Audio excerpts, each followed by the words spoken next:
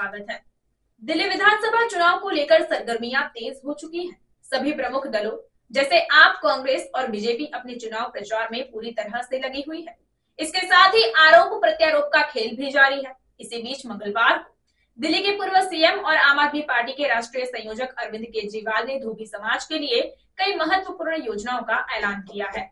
आपको बता दें कि अरविंद केजरीवाल ने चुनावी वादे के तहत कहा कि अगर उनकी सरकार बनती है तो वे धोबी समाज के कल्याण के लिए धोबी समाज कल्याण बोर्ड का गठन करेंगे। उनका कहना है कि दिल्ली में फिलहाल ऐसा कोई प्लेटफॉर्म नहीं है जहां धोबियों की समस्याओं को सुना जाए और उस पर विचार किया जाए। इस बोर्ड के गठन से दिल्ली के धोबी समाज के लोग अपनी समस्याएं सीधे इस बोर्ड में रख सकेंगे और उनकी समस्याओं का समाधान किया जा सकेगा। और दोनों संकल्प पत्र दिल्ली के लिए ही नहीं, देश के लिए बेहद खतरनाक हैं।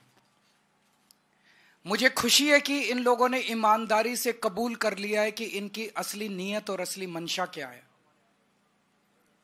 कोई भी अगर इन संकल्प पत्र को पढ़ेगा तो उसका खून खौल उठेगा।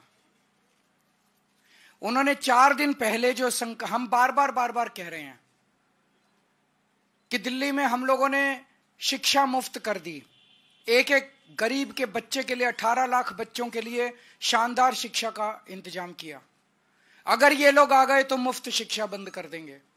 हम लोग बार बार कह रहे हैं कि अगर ये लोग आ गए तो मुफ्त इलाज बंद कर देंगे, अगर ये लोग आ गए तो मुफ्त बिजली बंद कर देंगे। अगर इन्होंने पहला संकल्प पत्र 4 दिन पहले जारी किया, उसमें इन्होंने साफ साफ लिखा कि दिल्ली के मोहल्ला क्लिनिक बंद कर दिए जाएंगे।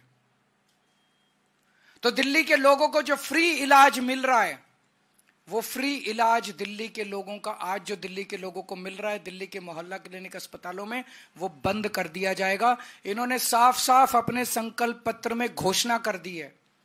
और आज का इनका ये संकल्प पत्र है। इस संकल्प पत्र में ये लिख रहे हैं कि दिल्ली के स्कूलों में मिलने वाली फ्री शिक्षा को बंद कर दिया जाएगा।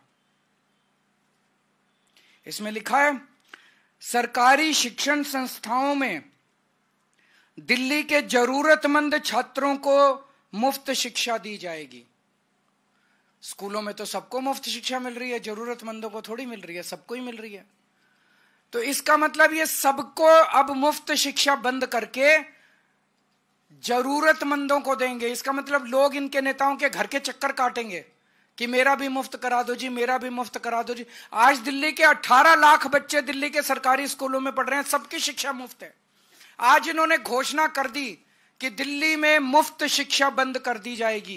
परसों इन्होंने घोषणा की थी दिल्ली में मुफ्त इलाज बंद कर दिया जाएगा।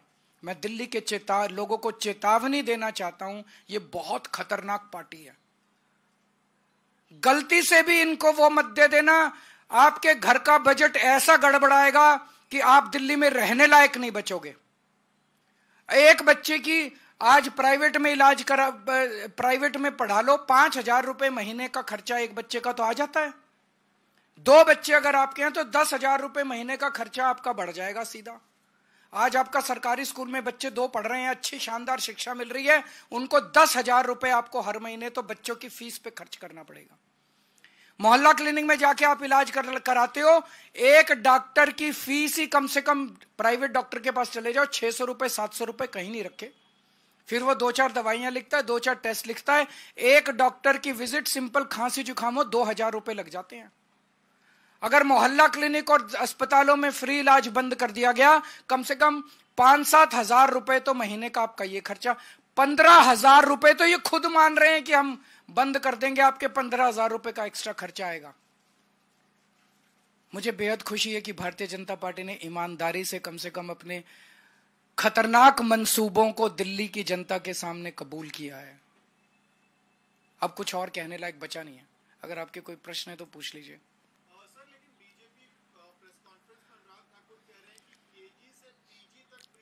तो केजी से 12वीं तक भी तो पैसे लगेंगे ना। केजी से पीजी के बीच में केजी से 12वीं तो आती है ना। उनकी मंशा साबित हो गई कि नहीं हुई?